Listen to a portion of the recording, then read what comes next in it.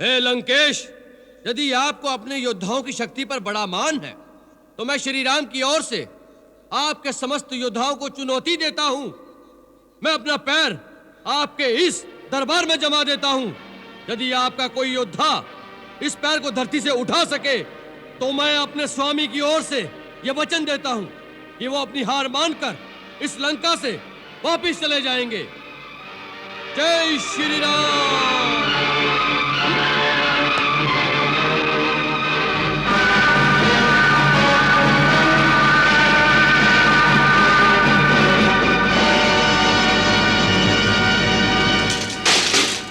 मूर्ख, चरण पकड़ने हैं तो जाकर श्री राम के चरण पकड़, जिनके चरणों में मुक्ति का द्वार है।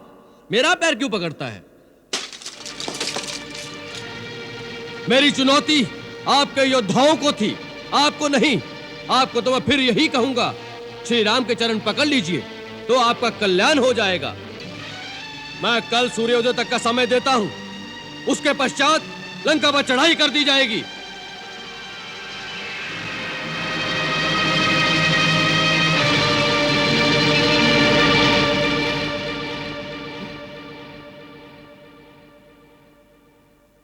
भैया, ये किसका मुकुट है? ये तो महाराज रावण का मुकुट है। रावण का? जी।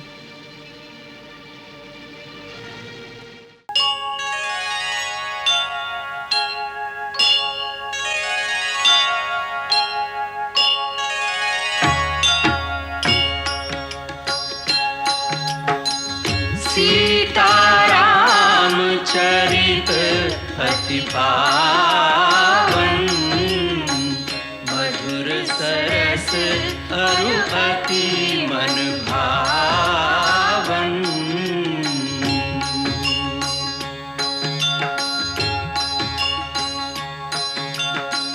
पुनि पुनि कितने हो सुने सुनाए, ये की प्यास बुझत न बुझाए।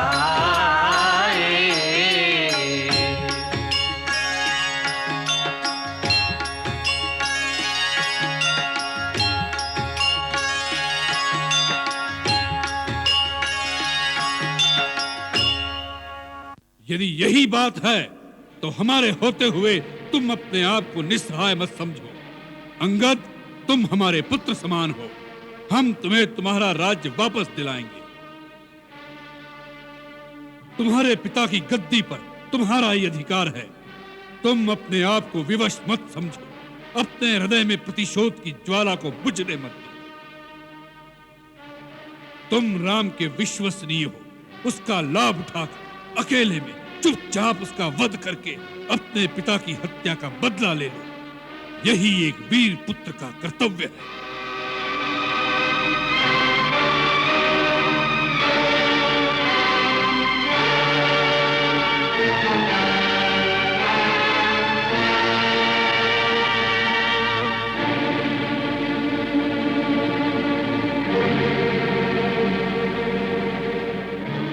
हे दशानन, आप बार बार वीरता का बखान कर रहे हैं, परंतु सच्ची वीरता के गुण नहीं जानते महाराज।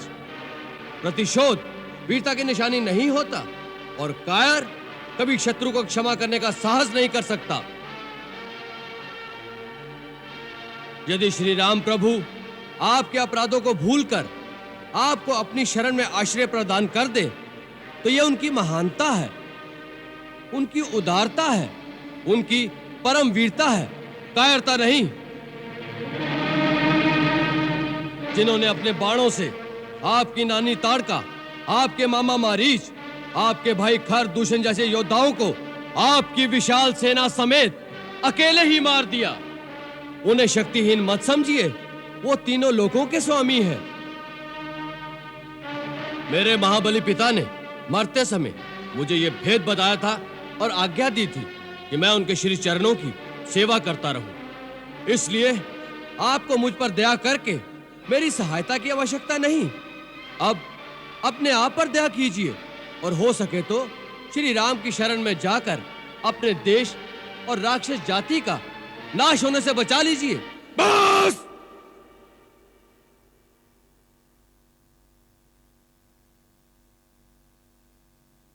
बहुत हो चुका ये प्रलाप।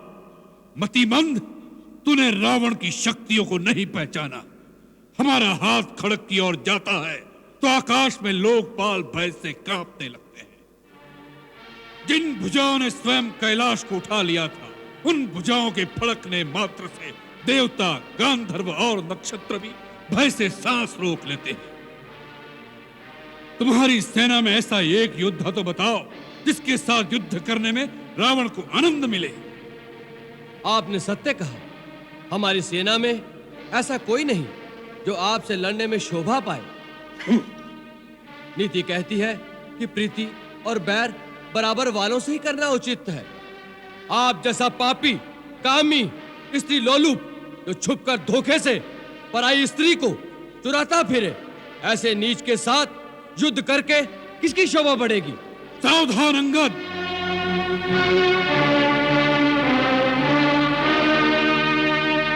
ये मत समझो कि तुम दूध बनकर आए हो इसलिए कुछ भी कहो हमारे हाथों बचे रहोगे। दूध की भी कुछ मर्यादा होती है। यदि रावण के सामने सीमा से आगे बढ़ा तो यही तेरा शेष प्रलाप होगा। अब आगे, यदि तुझे रावण की सहायता नहीं चाहिए तो उसके क्रोध से डरो। रावण रावण कितनी बार इस नाम को दोहराएंगे महाराज? मैं ये जानना चाहता हूँ कि जगत में कितने रावण हैं। मैंने कितने ही रावणों के नाम अपने कानों से सुन रखे हैं। महाराज, इनमें से आप कौन से रावण हैं? एक रावण तो मैंने सुना है कि वो राजा बाली को जीतने पाताल में गया था। वहां बच्चों ने उसे घुड़साल में बांधकर बहुत पीटा था। तब बाली ने ही उसे दया करके छुड़वा दिया। और एक रावण के विषय में मैंने सुना है कि सहस्त्रबाहु ने एक जंतु की भांति कीड़ा समझकर पकड़ लिया था। तब पुलस्त मुनि ने उसे छुड़वा लिया था।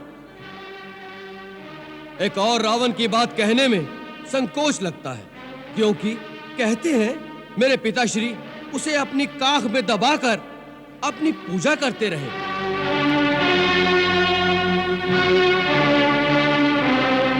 ऐसे ऐसे वीरों में से आप कौन से रावण हैं महाराज?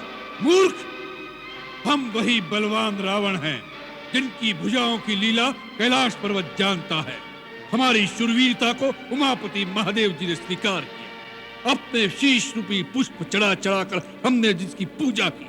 हमारी भुजाओं का पराक्रम दिक्पाल जानते हैं।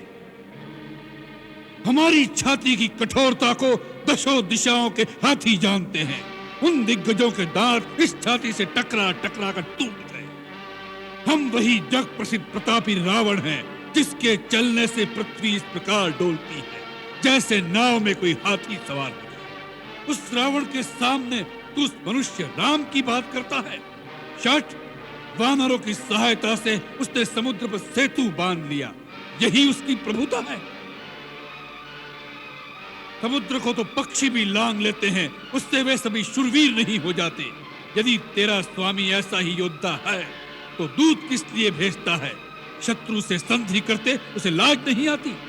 महाराज, लज्जा तो केवल आपका ही गुण है। इसी लज्जा के मारे आप बार बार अपने गुण गाते नहीं थकते। हे लंकेश, राम ने डरकर मुझे एक दूत बनाकर संधि करने नहीं भेजा। श्री रघुवीर ने यह सोचकर भेजा है कि सियार को मारने से शेर की शोभा नहीं होती। इस कारण वो तुम पर दया करना चाहते हैं, परंतु तुम दया के पात्र नहीं हो। अब श्री राम की अंतिम चेतावनी तुम्हें सुनाता हूं। उन्होंने कहा है कि मैं तुम्हारे अपराधों का दंड देने लंका के द्वार पर आ गया हूं। ब्रह्मा के वर के कारण तुम्हें जो अभिमान है उसके नष्ट होने का अब समय आ गया है। राक्षस अधम, यदि तुम सीता को लेकर मेरी शरण में नहीं आए तो मैं इस पृथ्वी को राक्षसहीन कर दूंगा।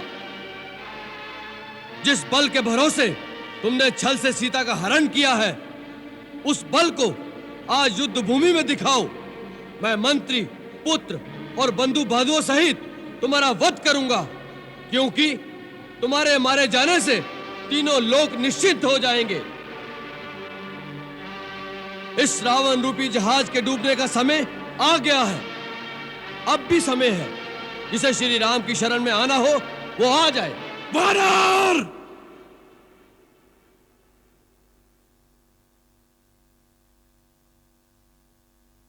अब इसने अपने जीने का अधिकार खो दिया है।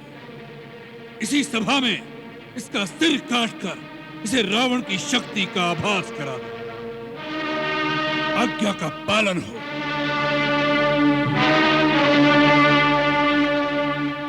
ठहरो महाराज, ये बेचारे आपकी शक्ति मुझे क्या दिखाएंगे? मैं आपको अपनी शक्ति दिखाता हूं। जय श्री राम, जय श्री राम।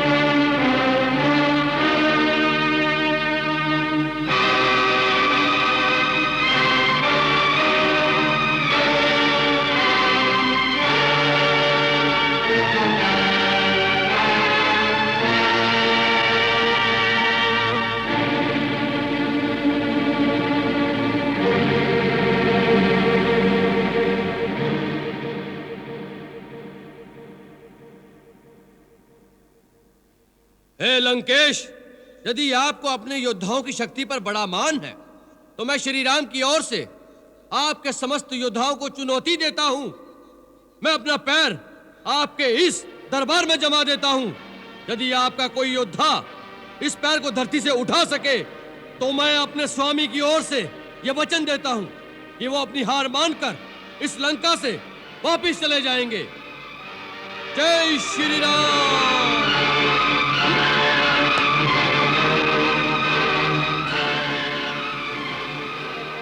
समुझ प्रताप राम कपि कोपा,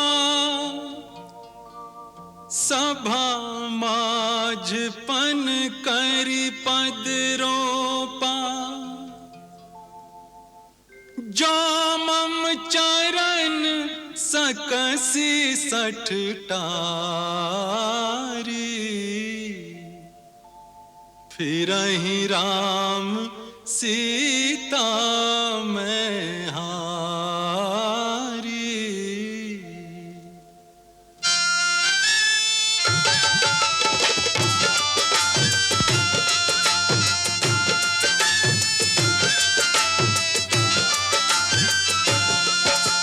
गड़ गयो खंभ हमारा,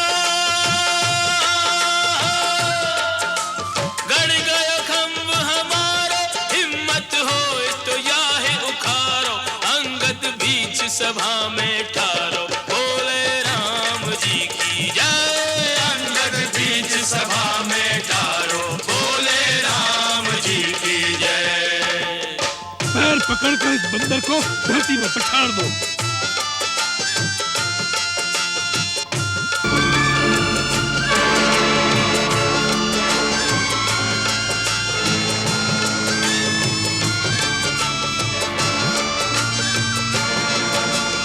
एक एक जोधा आवे, एक एक जोधा आवे। अपनी सारी शक्ति लगावे, पग नहीं डिगे वीर मुस्कावे। रे बोले राम जी की जय, पग नहीं डिगे वीर मुस्कावे। बोले राम जी की जय।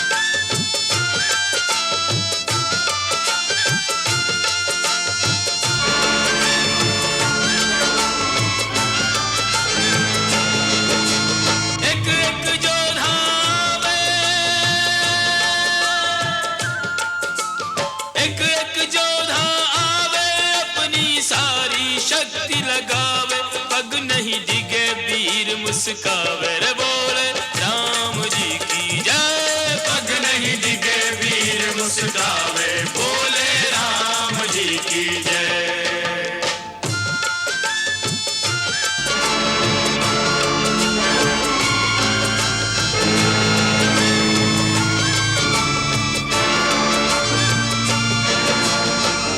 इंद्रजीत आदिक बलवाना हर्षि उठे जही तेही भटनाना।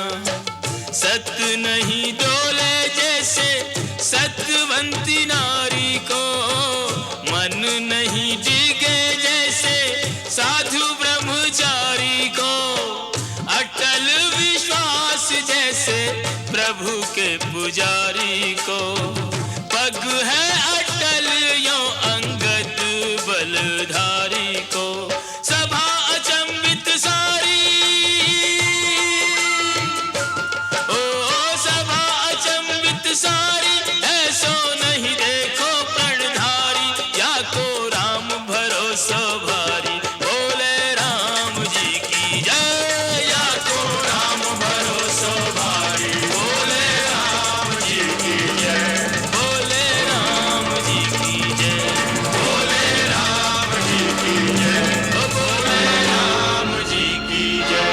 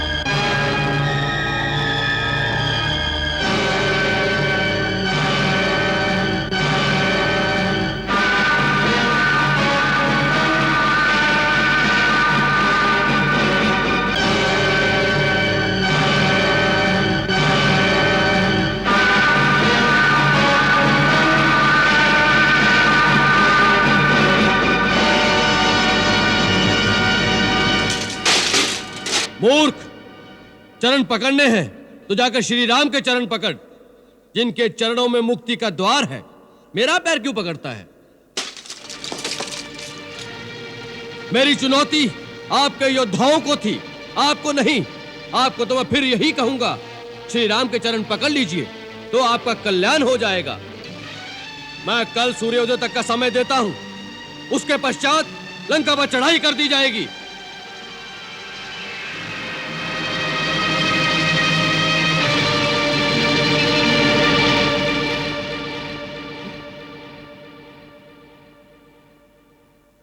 भैया, ये किसका मुकुट है? ये तो महाराज रावण का मुकुट है। रावण का? जी। इंद्रजीत, पकड़ लो इसे। जाने ना भाई।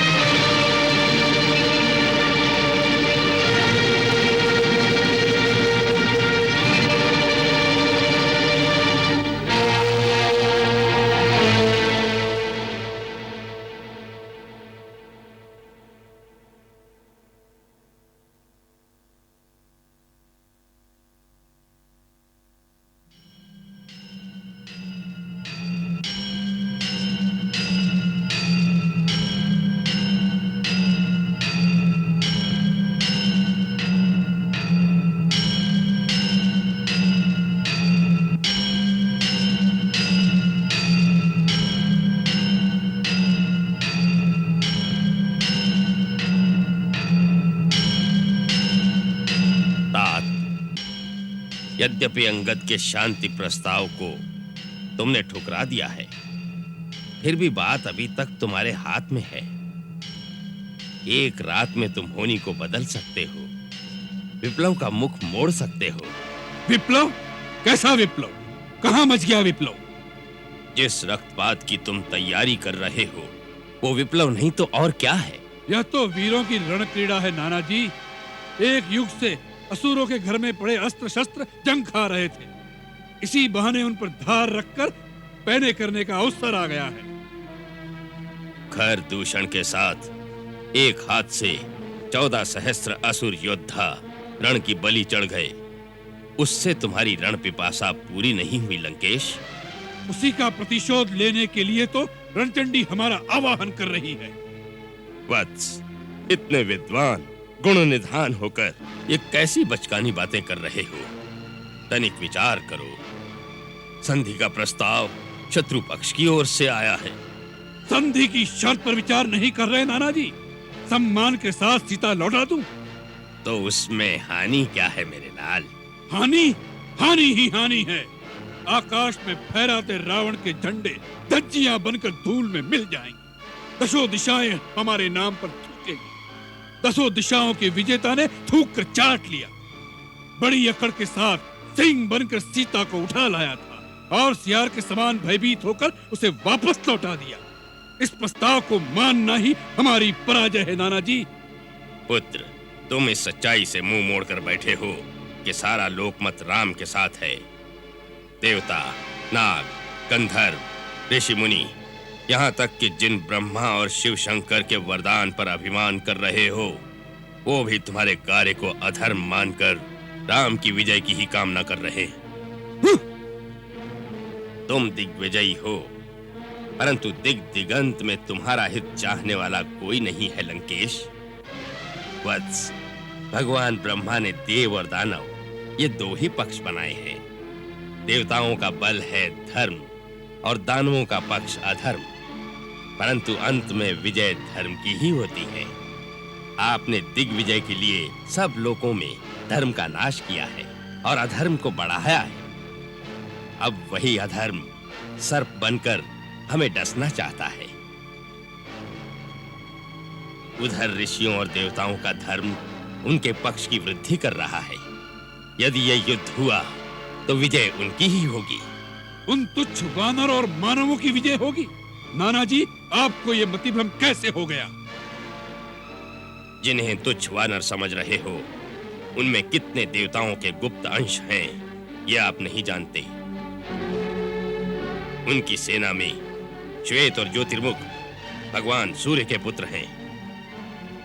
हेमकूट वरुण का, नल विश्वकर्मा का और महापराक्रमी दुर्धर वसु का पुत्र है। नील अग्नि का पुत्र है। राजकुमार अंगद जो आज दरबार में आया था, वो देवराज इंद्र का नाती है। महाबली मैंद और द्विविद दोनों अश्विनी कुमार के पुत्र हैं और इन दोनों ने ब्रह्मा जी की आज्ञा से अमृत पान भी किया है। वे अमर हैं। ऋक्षराज जामवंत, जिसे आप बूढ़ा समझते हो, वो ब्रह्मा का पुत्र बहुत शांत दिखता है, परंतु उसकी चोट बड़ी असह्य होती है। उसने देवासुर संग्राम में इंद्र की बड़ी सहायता की थी। अमृत मंथन के समय भी वो उपस्थित था। लंकेश, इनमें से हर एक अकेला ही लंका का विनाश कर सकता है। महाराज, प्रातः युद्ध आरंभ होने से पहले ये अंतिम अवसर है। इसीलिए मैं बार बार आपको यही समझा रहा हूं कि इस युद्ध में राक्षस जाति का विनाश हो जाएगा। मुझे सारे अपशकुन राक्षसों की पराजय के दिखाई दे रहे हैं। अपशकुन? कैसे अपशकुन दिखाई दे रहे हैं? नगर के चारों ओर सियार और गिद्ध भयानक शब्द कर रहे हैं। दिशाएं धूल से मलिन हो गई हैं। यज्ञ, बलि का हविष्य कुत्ते खा जाते हैं। घरों में पाले हुए पक्षी और मृगादि सूर्य की ओर मुंह करके रोने लग जाते हैं।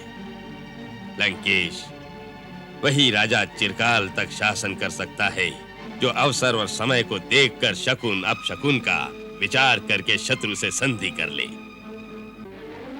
वीरता पर बुद्धि का अंकुश आवश्यक है, इसलिए कभी युद्ध न करना अधिक बुद्धिमानी होता है। राजन, इससे अच्छा अवसर फिर नहीं आएगा। संधि का प्रस्ताव वैरी पक्ष से आया है। इस समय आपका मस्तक ऊंचा है। आपको इसका दूसरा रूप दिखाई नहीं दे रहा नाना जी? हमारी शक्ति से भयभीत होकर शत्रु ने संधि के लिए हाथ बढ़ाया है। यही हमारी विजय का प्रथम लक्षण है। जाइए, निश्चिंत होकर अपने घर में विश्राम कीजिए। राजनीति और रणनीति में सर खपाने की अब आपकी आयु नहीं रही।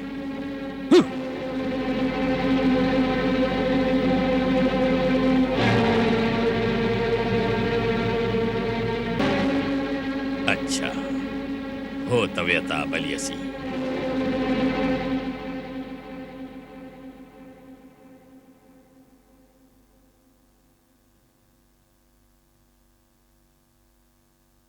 दानवराज मैं, हे धर्मपिता, रावण का करबद्ध नमस्कार स्वीकार कीजिए। चिरंजीवी हो, यशस्वी हो तात। हम आपके बहुत आभारी हैं दानवराज। हम तो क्या, लंका का बच्चा बच्चा आपके चमत्कार को नमस्कार करता है। एक जंगली उद्दंड वानर ने संसार की सर्वोत्तम लंका को उजाड़ दिया। आपने लंका को पूर्ववत सुसज्जित कर दिया, मानो आग की लपटों में तपकर सोने की लंका और चमक उठी हो। लंका की ये चमक युग युग तक अमिट बनी रहे, इसी चिंता से आतुर होकर मैं आपके द्वार पर आया हूं राक्षस राज। लंका का राजा आपका उपकार मानता है दानवराज। आप उससे जो चाहे मांग सकते हैं। इस समय दानवराज मैं नहीं, एक पुत्री का पिता अपने जमाता के द्वार पर कुछ मांगने आया है। पुत्री का पिता, कन्यादान दाता, पुत्री के द्वार पर कभी कुछ मांगने नहीं जाता, वो सदा देता ही रहता है। यही युग युग की रीति है। पुत्री के कल्याण की कामना, बेटी के सुख सौभाग्य की रक्षा करने का तो हर पिता को सदा अधिकार है लंकेश्वर। उससे वो कभी मुक्त नहीं हो सकता। लंकेश्वर की महारानी की चिंता से आप उसी दिन मुक्त हो गए थे जिस दिन से हमारी भार्या के रूप में उसका भाग्य आपने हमारे साथ बांध दिया था। अब उसके कल्याण की कामना करना आपका काम नहीं, ये हमारा कर्तव्य है। हे परम प्रतापी लंकेश, लंकानाथ, ये मेरी पुत्री मंदोदरी के कल्याण का प्रश्न नहीं, महर्षि पुलस्त की आने वाली पीढ़ियों, विश्रवा के वंशजों की सुरक्षा का प्रश्न है। आप कहना क्या चाहते हैं वही बात कहिए। इधर उधर की बातों में भटकने का समय नहीं है हमारे पास। तात, तुम्हारा पिता तुलसीसुर तुमसे हाथ जोड़कर विनती करता है कि सीता के मोह से अपने मन को मुक्त कर लो। क्यों? किस लिए? इसलिए कि वह वन वन भटकने वाला वनवासी कुछ भालू वानरों को इकट्ठा करके हमें गिदड़ भभकी दे रहा है। तुम उस वनवासी तपस्वी को पहचान नहीं रहे हो तात। आपने जान लिया? आपने पहचान लिया उसे? हाँ, मेरे अंतर चक्षु कहते हैं कि वो कोई और नहीं, साक्षात सर्वशक्तिमान त्रिलोकीनाथ है। कौन है त्रिलोकीनाथ? हमसे बड़ा कौन है तीनों लोकों में आज? तात, तुम तो त्रिलोक विजेता हो, वो तो त्रिलोक रचयिता है, साक्षात विष्णु का अवतार है। अवतार है, विष्णु का अवतार है। दानवेश्वर, लगता है आप हमारी मान्यता को मिटाने की ठान कर आए हैं। जिस अखिलेश्वर का अवतार मान आप हमें उसके सन्मुख झुकाने आए हैं, स्वयं उस साक्षात वैकुंठेश्वर विष्णु के सामने भी हम नहीं झुके। उसके सुदर्शन चक्र का प्रहार हमें तिल भर भी झुका नहीं सका, तो उसका अवतार हमारे लिए किस गिनती में है? ये न भूलिएगा दानवराज कि लंकेश दशानन का शीश कट सकता है, झुक नहीं सकता, और दशानन का शीश झुकाने वाला पृथ्वी पर अभी पैदा नहीं हुआ।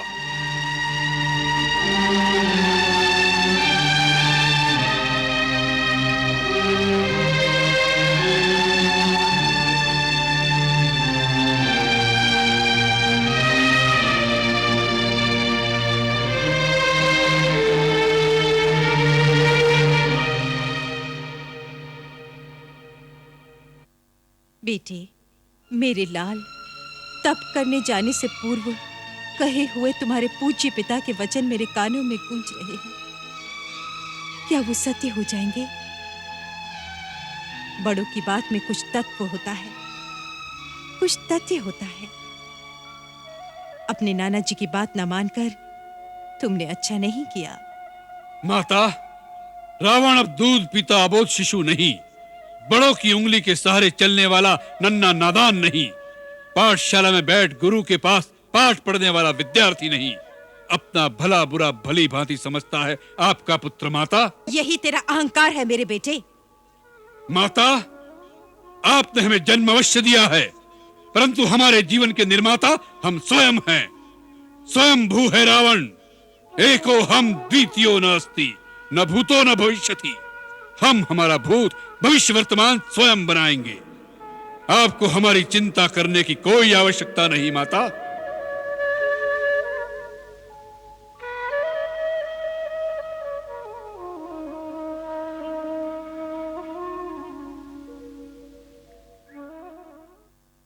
मंगल भवन अमंगल हारी, प्रभु सुदशरथ अजिर बिहारी।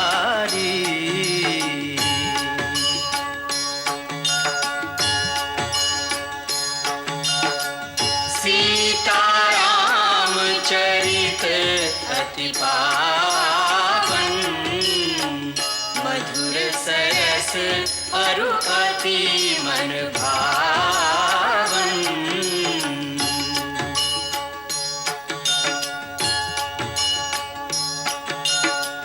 पुनि पुनि कितने हो सुने सुनाए, हिय की प्यास बुझत न बुझाए।